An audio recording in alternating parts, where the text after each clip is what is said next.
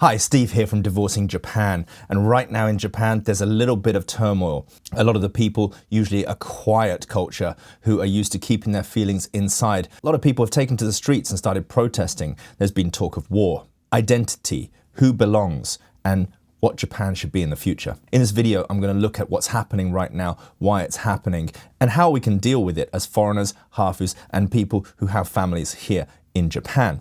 It's not my aim in this video to bash or to say negative things. I'm going to try and hit it right down the middle and just give you an idea of what's happening and what I think we should do about this. November 7th, 2025. Prime Minister Takaichi remarks during Diet session, a Chinese attack on Taiwan could count as a survival threat. Japan may respond militarily. China formally protests, demands that she retracts her remarks. Both sides don't really want war, but the stance thus far is not to retract the remarks. November 22nd and November 29th, big protests from Japanese people in front of the Prime Minister's residence, carrying slogans asking to retract the remarks, no war, never repeat history. It's worthwhile to state that nobody in Japan has forgotten about Hiroshima and Nagasaki and the aftermath of the Second World War, and many people in Japan do believe that historical events that took part in Japan, where Japan did push through Asia, were things that should not be repeated and are not regarded as good times. In reality, the situation may look a lot bigger online than it actually is, what with social media blasting a lot of footage of the protests. But if we look at where that footage is coming from, it's not coming from Japanese media-based channels. A lot of the footage is coming from China-based channels. Neither Japan or China want war, but are we getting dragged into something that we don't really want to be dragged into? Despite there being quite a lot of hoo-ha over social media, life continues as normal here, and it's not really affecting the day-to-day basis of things. It could be a gatekeeping strategy that Japanese media is not plastering this all over the media, or it could just be part of the Japanese culture of keeping things quiet. It could be a fact that the protests, although substantial inside, are not big enough to garner national media support. I think the main message to take away from the Japanese media is there is no need to panic about this situation. What with the rise of Sanseito and other Japanese parties using foreigners and foreigners that shouldn't be here and slogans like Japan First or Secret Invasion as a way to garner support from Japanese people who feel like they want a clean Japan and a Japanese Japan again, could be worrying and unsettling for a lot of foreigners living in Japan, foreigners who are planning to visit Japan, and foreigners who've already been here for a long time with families, mortgages, and serious jobs. And one thing that the political party Sanseito is very good at is utilizing the social media. Their videos are frequent, and if you look at the YouTube channel, you can see they upload a lot, they have good thumbnails, and they have a good handle on the social media aspect of their campaign. As a foreigner living in Japan, you could see a lot of the Sanseito stuff on your feed a lot because they are posting a lot. And these feeds are going out to people to garner more support, but it's also having an effect of creating this world of fear amongst foreigners here.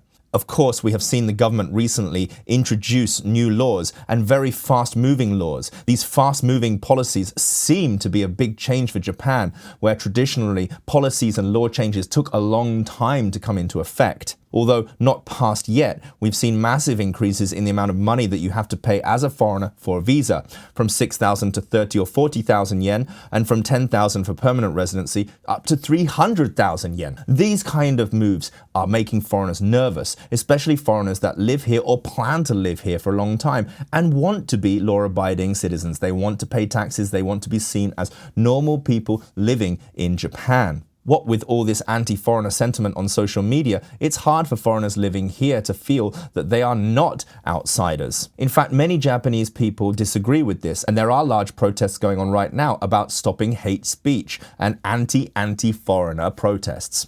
In fact, if you speak to most Japanese people in your neighborhood or in your circle of work, you can find out that most Japanese welcome foreigners and that they don't think that there's a huge issue. But parties like Sanseito are utilizing social media to throw out all the comments from people who feel that foreigners are a burden and foreigners are the problem. So it's easy to imagine through looking through social media that the problem is much, much bigger than it really is. And yes, the visa issue is a problem. And there have been families that have been living in Japan who've had their visas taken away from them, their families split and have been told to go home. And this has caused big emotional and psychological damage for families. That is happening. And whilst that's going on, the main problem seems to be that social media is blowing up the situation much bigger than it is. So whilst the Japanese government is doing their thing and other countries are trying to push their wills and needs onto Japan, what can we do as foreigners and people living here in Japan? As a father here in Japan, I genuinely worry about my children because they are of mixed race. Even though they have Japanese names, they were born here and they have Japanese nationality, they are still picked out in their schools as being from somewhere different and being different. And with this rising nationalistic rhetoric, I do worry about the future for them. However, I must remind myself that on my day-to-day basis as a foreigner living here in Japan and working in Japan, I don't feel a lot of hate from Japanese people, and I don't hear about hate speech. In fact, I was in Starbucks coffee last night studying, and two people, elderly people, were on the table next to me having a quite in-depth conversation about the current political atmosphere. And at no point did I really feel that they were prodding fingers or saying anything hateful about foreigners in Japan. And they certainly did not seem to be looking at me sat on the next table as somebody different and somebody that they wanted to drag into their conversation, if you see what I mean. Everyday life may feel from our point of view as heavier or more scrutinized. However, we have to always remind ourselves on a day-to-day basis as foreigners living in Japan that we make up 3% of the country. In fact, it's very, very normal to go about your day and to walk around and to bump into no foreigners, unless you're in the main urban areas, the main cities. I live slightly outside the city and I drive to work and I go to work. And of course, I see some foreigners at work, but on the whole, when I'm in my neighborhood and I'm in my area that I go around to the gym, I go around for a coffee, I go around for this, that, and the other, I rarely see foreigners. So we have to remember that has an effect, that foreigners are still a very, very big minority here in Japan. So although we might feel that all eyes are on us, that might not necessarily always be the case. I think it's important to remember that even though there is this political noise going on right now, and there are these protests, which is quite a big thing right now, the protesters are made up from young people, middle-aged people, and old people, which is quite a thing here in Japan, that people are going out and protesting, and they're allowed to do it peacefully, and they're allowed to do it calmly. In fact, I saw on social media that there was a protest between anti-foreignerism and anti-foreignerism, and they were standing on both sides of the road and they were protesting, and it didn't seem to be kicking off too bad, if you know what I mean. So I think let's bring it back home. Let's talk about our daily lives, and if we are not in the crisis of having our visas taken away from us at this current time, we should focus on the positive aspects of life, being good citizens, living well, looking after our children, teaching our children to be strong, and teaching our children to be part of this culture, but also embrace their own culture. Because being of mixed race is such a blessing. You get to take the best of both cultures. You get to be a bigger person than a one-cultured person, in my mind. Somebody who's traveled around, somebody who has that upbringing with a parent from one race and a parent from another race, they have the blessing of being able to take those beautiful cultural aspects to build them as a person. I look at my children with such pride because they are beautiful, because they are smart, because they speak multiple languages, because I see that they are them. It's not about being where they are from, it's that they are wonderful human beings. And I want to encourage that. I want to give them experiences. I want to be a father that is there for them whenever I can be. And it's very hard for me as I am going through divorce and I only see my children 2 times a month. But I want to use those times to be happy, to be there, to be with them, to show them that we have a great place to be and a great life to live here in Japan. I also want to show them the beauties of the British culture and the other things. I want to give them good food, Japanese food and British food. I want to teach them about British things. I want them to be rounded human beings.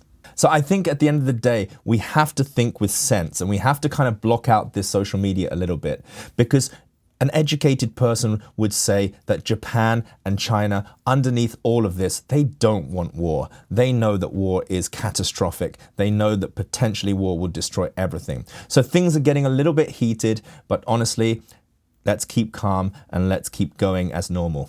As far as visas and things that are changing in Japan that directly affect the foreigners' lives, we should think carefully. We should make sure that we're doing things right. We should make sure that we're trying to fit in. Because after all, Japanese culture is not a place that welcomes everybody coming in with their own cultures. And we've seen in other countries around the world where they have banned other cultures from performing their practices within that country. And if Japan goes that way, for a foreigner living in here, we have to accept and embrace that. I quite like the Japanese way of life, and I always try to do my best to fit in and be Japanese. I'm proud of my British culture too.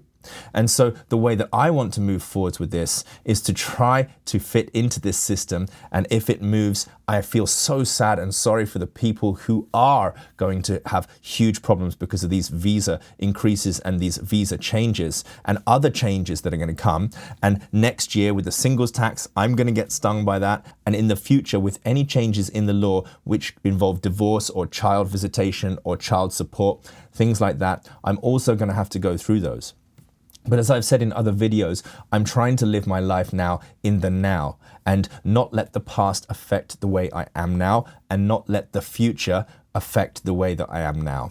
So if I spend my days diving into social media and getting all wound up about the state of things, it's going to affect who I am in the now. And I'm going to live my days as a much sadder and anxious person, I guess.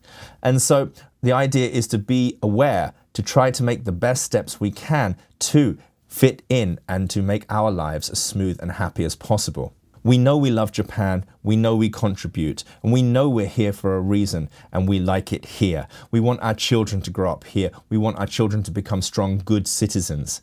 And so that, I think, is where our energy should be focused. And I hope that we can, in the future, live in a strong and good Japan. I really enjoy making these videos and I want to continue making more and more videos. So if you like what you hear, please subscribe to the channel, like the video, and you can buy me a coffee now as well. And I want to give a big shout out to the first person who bought me a coffee. Thank you so much. You cannot imagine the excitement when I saw that pop up in my emails. Thank you so much. And I hope that I can get more coffee. Anyway, thanks so much for listening. Stay calm, move forwards, be positive, and I'll be bringing you a lot more videos in the future. Thank you. Bye-bye.